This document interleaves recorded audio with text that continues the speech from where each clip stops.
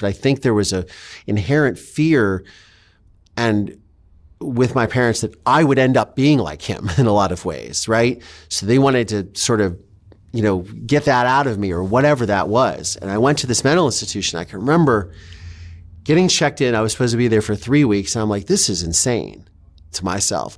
And I'm riding because they have an intake facility and then they take you to the hospital. For anyone that's been in a mental institution, they understand this.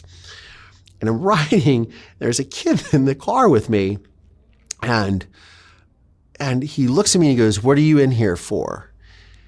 I stabbed a kid. I'm doing this to avoid juvie, which is like juvenile detention, juvenile hall, like kid prison. And he stabbed a kid. And he's like, what did you do? And I said, I think my parents think I lie too much.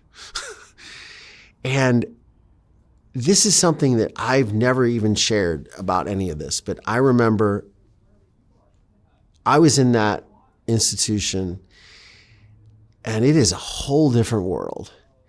And it's very hard to be institutionalized when you have a father who is also institutionalized, and all of the mind fuck that goes on when you're in here and you can't understand why you're in here. And am I going to be like him? Is that why I'm here? There's a kid that stabbed somebody here. They wake me up every 2 hours for suicide watch. So I can't even sleep because they do suicide watch. I'm not going to kill myself. They kept my razor. I just started shaving. I have to ask for permission to do that. I just saw a kid running around going crazy saying burrito me, and they wrap him up in a sponge blanket and tackle him. And I'm like, what is happening? And I've got kids telling me that they're going to kill me, kick my ass, because there's big kids, there's angry kids in these institutions.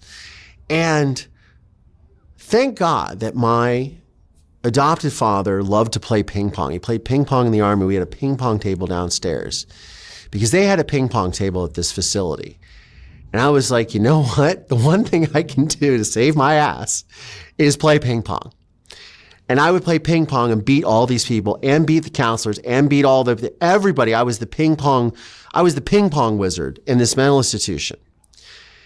And the doctor who headed the hospital, his name was Dr. William Christopher, who was one of the top child psychologists in the country at that time.